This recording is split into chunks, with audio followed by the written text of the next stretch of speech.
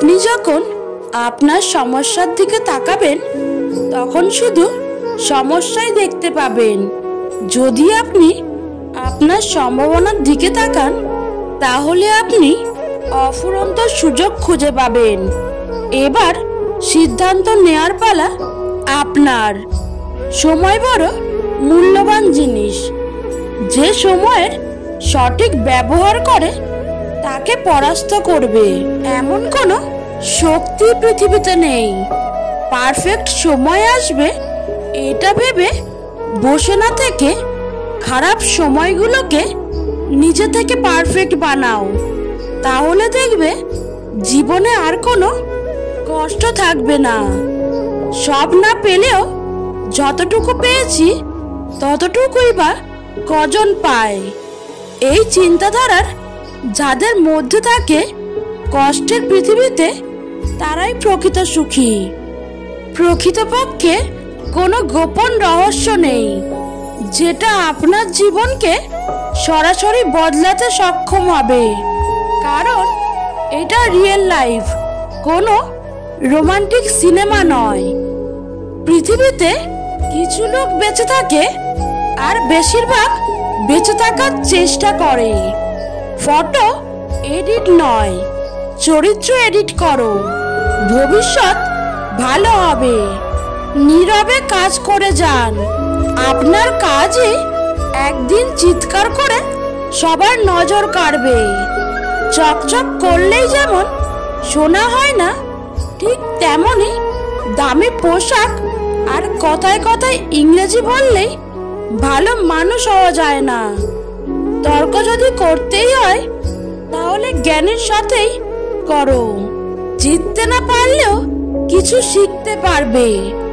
মূর্খের সাথে তর্ক করার অর্থই হলো নিজেকে মূর্খ হিসেবে গড়ে তোলা।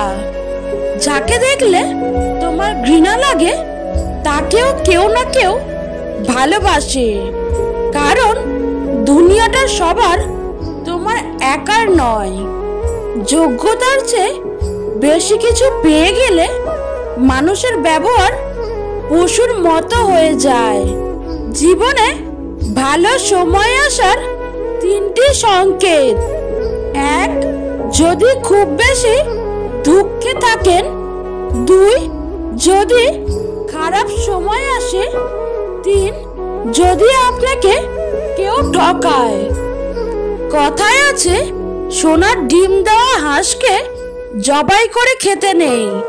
তাই কেউ যদি আপনাকে ভালো রাখার চেষ্টা করে, আপনার জন্য স্যাক্রিফাইস করে, আপনার পাশে থাকে, তাহলে তাকে ধোঁকা দিয়ে কি লাভ? তুমি মানুষ হিসাবে কেমন তা অন্যজনের কাছে প্রকাশ করতে যেও না। শুধু তোমার মধ্যে সততার বীজ রোপণ করে যাও। সময় সব প্রকাশ করে দেবে।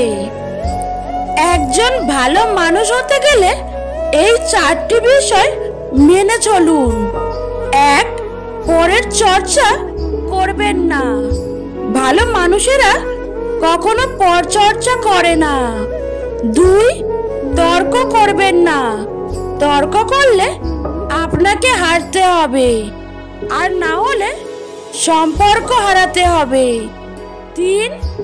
একজন ভালো মানুষ সবাইকে সব সময় সম্মান দিতে জানে, কারোর প্রতি অবহেলা প্রকাশ করে না। 4. ভালো মানুষেরা কখনো তাদের বাবা মাকে অসম্মান করে না, কারণ তারা এটা বোঝে যে এই পৃথিবীতে বাবা মাই একমাত্র স্বার্থ ছাড়া তাদের জন্য সব কিছু করতে পারে। হাসপাতাল থেকে ঘুরে আসলেই বুঝতে পারবেন ভগবান আমাকে আপনাকে কতটা সুস্থ রেখেছে।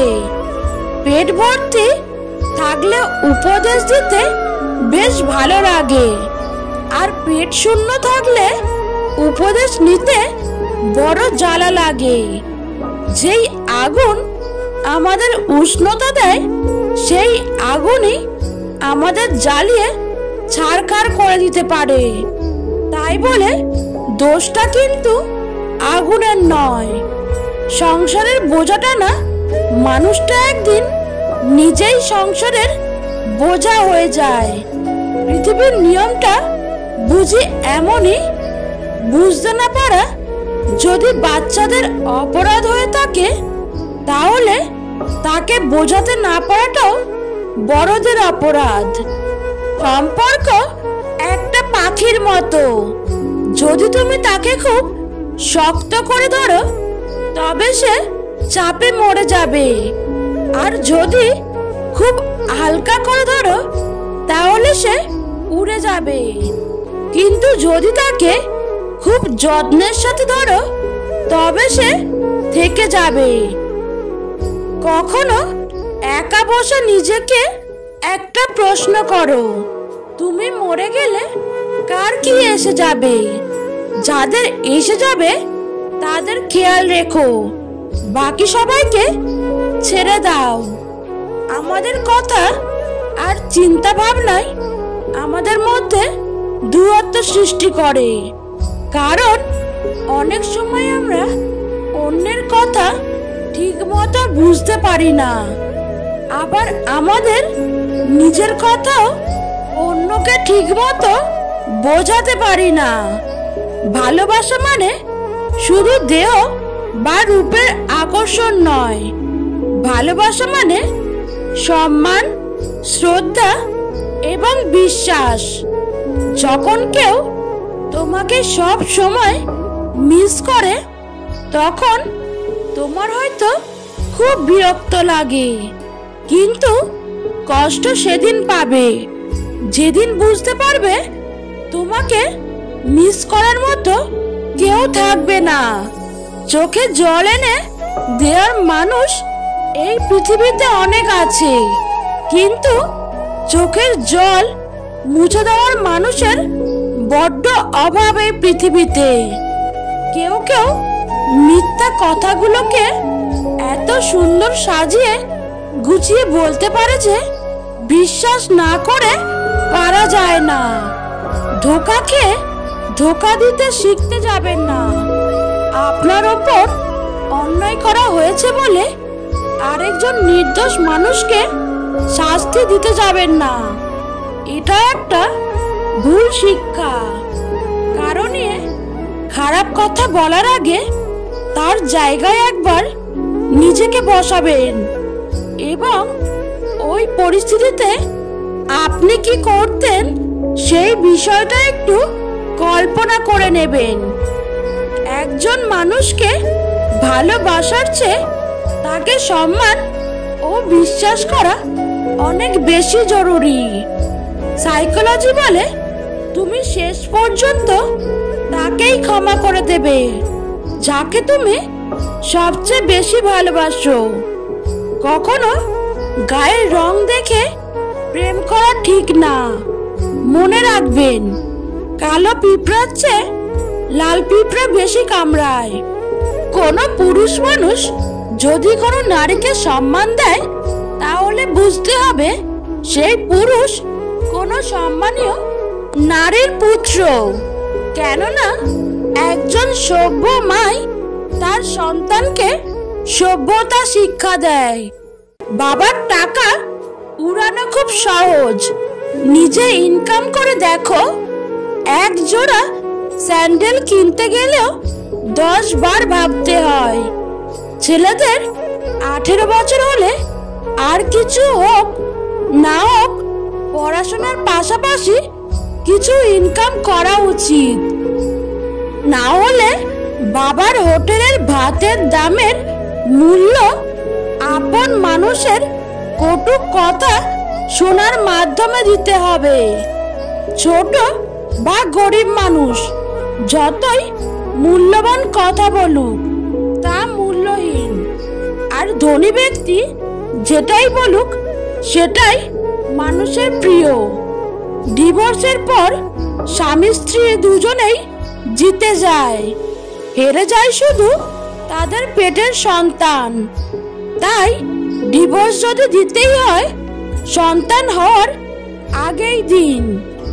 যে বাড়ির মহিলারা পুরুষের উপর চেঁচিয়ে কথা বলে, তাদেরকে সম্মান দেয় না, সেই বাড়িতে কোনোদিনও শান্তি থাকে না। বিয়ে বাড়িতে গিয়ে খাবার নিয়ে সমালোচনা করবেন না, কারণ ওই দিন একজন বাবা তার সারা জীবনের সঞ্চয় আমাদের খাইয়ে দেয়। মেয়েরা স্বামীকে দুটো প্রশ্নের উত্তর কখনো দেয় না। এক, তার আগে প্রেম ছিল কি না। দুই, তার বাবার বাড়ির গোপন কথা। সম্পর্ক যদি ভাবনার সাথে মিশে যায় তাহলে তা ভাঙা মুশকিল, আর সম্পর্ক যদি স্বার্থের সাথে মিশে যায় তাহলে তা টিকিয়ে রাখা মুশকিল। জীবনটা কোনো 3 ঘন্টার বাংলা সিনেমা নয় যে বিরহে ভালোবাসার গভীরতা বাড়বে। একটু আড়ালে গিয়ে দেখুন, কেউ আপনাকে মনেও রাখবে না। কারোর খারাপ সময় এলে তাকে কখনোই আঘাত দিও না, পারলে সাহায্য করো, কারণ খারাপ সময় একদিন তোমারও আসতে পারে। পতন তোমার তখনই শুরু হবে যখন তুমি তোমার উন্নতিতে সাহায্যকারীদের অস্বীকার করা শুরু করবে। অপমান জিনিসটা পলিথিনের মতো, মাটির নিচে চাপা পড়ে যায় ঠিকই, কিন্তু পচে যায় না।